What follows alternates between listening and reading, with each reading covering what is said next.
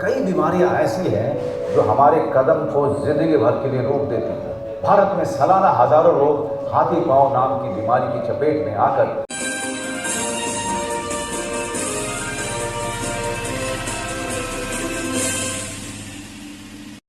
कई बीमारियां ऐसी हैं जो हमारे कदम को जिंदगी भर के लिए रोक देती हैं। भारत में सालाना हजारों लोग हाथी पांव नाम की बीमारी की चपेट में आकर जीवन भर के लिए अपाहिज हो जाते हैं। मलेरिया की तरह ही हाथी पांव एक मच्छर के काटने से फैलता है और ये याद रखिए कि हाथी पांव का कोई इलाज नहीं है। गांव, शहर, अमीर, गरीब, हर जात और धर्म की रेखा पार कर किसी को भी अपनी जकड़ में ले सकता है हाथी पांव। पर डरे नहीं, इसका बचाव आसान है। साल में सिर्फ एक बार सरकार द्वारा दी हुई मुफ्त दवाएं खाएं और इस बीमारी से अपने आप को और अपने परिवार को बचाएं। याद रखिए, खुशहाल होगा शहर और गांव जब जड़ से मिटेगा हाथी पांव। किसी को 2 हफ्ते से ज्यादा बुखार रहे, शरीर में कालापन दिखे या पेट में सूजन रहे तो तुरंत पास के सरकारी अस्पताल में इसकी जांच कराएं। आपको बता दें कि सरकारी अस्पताल में केवल मुफ्त जांच और इलाज ही नहीं, मजदूरी का मुआवजा भी मिलता है। बस एक आखिरी बात, जब भी सरकारी छिड़काव कर्मी बालूमक्खी के खात्मे के लिए आपके घरों में आए तो कृपया उनकी सहायता पूरी तरह से करें। याद रखिए, आपका थोड़ा सा सहयोग खत्म करेगा काला आजार रोग। सरकार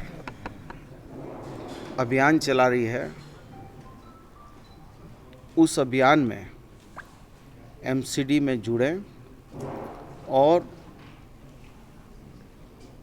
इस अभियान को सफल बनाएं। झारखंड को फाइलेरिया और कालाजार का जो तय समय है 2030 का, उसके पहले ही राज्य से इसको समाप्त करें। इसी के लिए संगोष्ठी है और इसमें वीडियो के माध्यम से, अन्य माध्यमों से इसका संदेश भी दिया जा रहा है और इसके विरुद्ध में दवाइयों को भी लोगों को सेवन कराने के लिए लोगों को प्रेरित किया जा रहा है।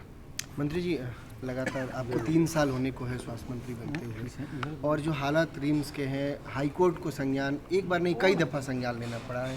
ऐसे हालात आखिर क्यों उत्पन्न हो रहे हैं? जितना खर्च के बाद भी व्यवस्था नहीं का नाम ले रहा है। नहीं सुधरेगा, पहले से बेहतर हो रहा है, लेकिन सुधरेगा। अब एक साथ तो नहीं सुधरेगा, लेकिन सुधर तो जाएगा। कुदरत को जहाँ जिद है बिजलियाँ गिराने की, मुझे भी जिद है वहीं आसियाँ बनाने की, तो हम लोग करके दिखा देंगे। मिट्टी के घरों में रहते हैं, अपने पशुधन को भी अपने साथ रखते हैं और ऐसे मिट्टी के घर भी होते हैं जहां सूर्य का प्रकाश जाना भी संभव नहीं होता, या हम ये कहें कि उस घर में नमी बहुत ज़्यादा होती है और नमी के कारण भी, और मिट्टी के घरों में जो बीच बीच में दरार होती है उसके कारण भी जो है बालू मक्खी जिसको हम कहते हैं, उसका वहाँ आवास भी होता है, प्रजनन भी करती है। ये अलग सी बात है कि हम लोग इसके उन्मूलन के लिए स्वास्थ्य विभाग समय समय पर वैसे घरों को चिन्हित करके छिड़काव वगैरह करता है। छिड़काव करके मक्खियों को मारने का काम करता है। और अभी हम लोगों ने ये भी भारत सरकार से भी निवेदन किया कि प्रधानमंत्री आवास योजना के तहत वैसे गरीब लोग और विशेष करके वो संथाल के लोग जिनको ये कालाजार जो है ज्यादा उसके लिए परेशानी का कारण है, तो उनको पक्के मकान बना दिए जाएं। और झारखंड हमारा जल जंगल जमीन पर आधारित झारखंड, और हम हमारे माननीय मुख्यमंत्री आदरणीय हेमंत सोरेन जी के नेतृत्व में आगे भी बढ़ रहे हैं।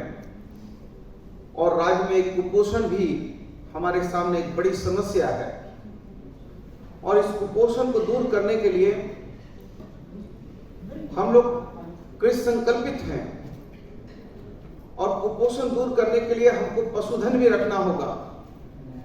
हमको अपने घरों में चाहे वो गाय हो, भैंस हो, बकरी हो, मुर्गी हो, और जब तक उन लोगों से प्राप्त चाहे मांस के रूप में हो, चाहे दूध के रूप में हो, दही के रूप में हो, पौष्टिक आहार जब तक हम नहीं लेंगे तब तक हम कुपोषण से भी मुक्ति नहीं पाएंगे। तो एक तरफ हम पशुधन को बढ़ाना चाहते हैं, दूसरे तरफ जिस घर में पशुधन होता है और जिस घर में सूर्य की रोशनी ली जाती, नमी होती है, बढ़िया खिड़की और हवा नहीं घुसते हैं, तो वहां कालाजार जैसी भी समस्या होती है। तो हमको बहुत चीजों से चिंतन मनन करना होगा, बहुत चीजों को समझना होगा। और मुझे याद है कोविड का टाइम, जब मैं खुद कोविड से संक्रमित हुआ था और डॉक्टर साहब लोग रात को 9 गोली करके लाते थे 3 टाइम में।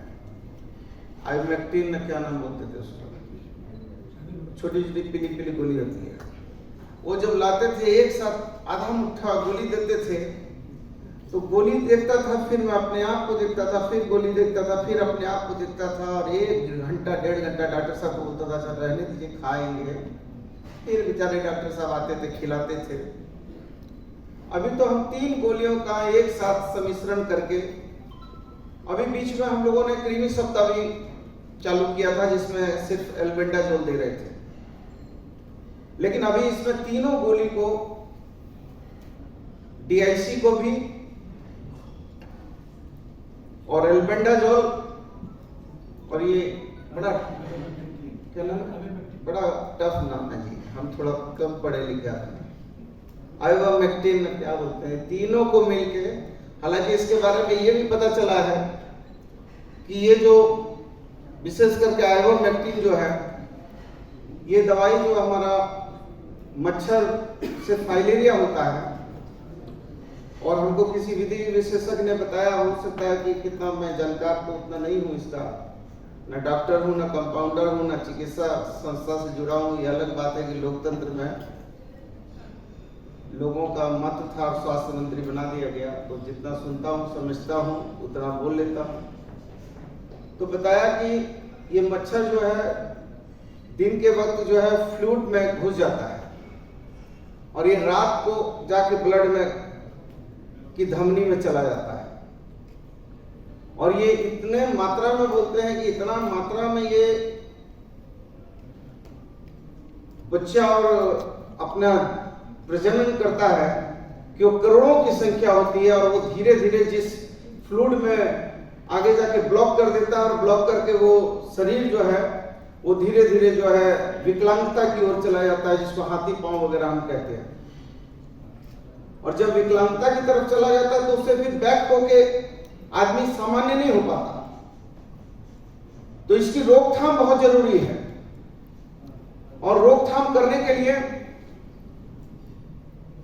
हम लोगों को बीच बीच में हमारा मलेरिया डिपार्टमेंट लार्वा वगैरह मारने के लिए हम लोग अभियान चलाते हैं, और मैं बहुत धन्यवाद देता हूं कि इस बार हम लोगों को चिकनगुनिया का भी, पिछली बार तो बहुत ही कम था, चिकनगुनिया, मलेरिया, डायरिया, क्योंकि जैसे ही बरसात आया था तो हम, हमारे ACS साहब ने बैठ के रणनीति बनाई थी कि कैसे हम बरसात के पहले डायरिया को रोकने के लिए हम लोग क्या क्या कदम उठा सकते हैं। तो हम लोगों ने उसी तरह से कदम उठाया, तो डायरिया, चूंकि डायरिया का भी प्रकोप नहीं हुआ, मलेरिया भी बहुत कम हुआ, चिकनगुनिया भी बहुत कम हुआ है। तो ये जो मच्छर से जनित बीमारियां हैं, इसको रोकथाम करने के लिए कई तरीके से विचार हमको करना है, और हमारे अभी 7 जिले ऐसे हैं जहां पर फाइलेरिया का प्रकोप है। फाइलेरिया में जहां एक तरफ हाथी पैर बोलते हैं कुछ लोग, कुछ उसको अलग नाम बोलते हैं, और इसी के साथ अंडकोश में पानी वगैरह भर जाता है, तो वो भी, उसका भी जो है एक समस्या होती है। तो मैं ये समझता हूं कि हम सारे लोग जुटे हैं, विशेष करके ये 7 जिले हमारे, जामताड़ा, सरायखरसूआ, दुमका, और कौन कौन 4 जिले ऐसे हैं जहां पर फाइलेरिया का भी प्रकोप है। हालांकि इसके उन्मूलन का लक्ष्य जो है, इसके उन्मूलन का लक्ष्य जो है 2030 में रखा गया है। कालाजार को तो हम इससे भी पहले ही समाप्त कर देंगे। और अभी अभी हम लोग एक एड्स उन्मूलन अभियान से होकर आ रहे हैं आपके बीच में। मैंने वहाँ भी कालाजार और फाइलेरिया के बारे में लोगों को अवेयरनेस लाने के लिए लोगों को प्रेरित किया है। मैं आप सबों को बहुत धन्यवाद देता हूँ, बहुत बधाई देता हूँ और उम्मीद करता हूँ कि ये मास कैंपेन जो चले वो लोगों तक पहुँचे, लोगों का विश्वास पैदा हो और जब एल्बेंडाजोल जैसी दवाई को हम लोगों को देते हैं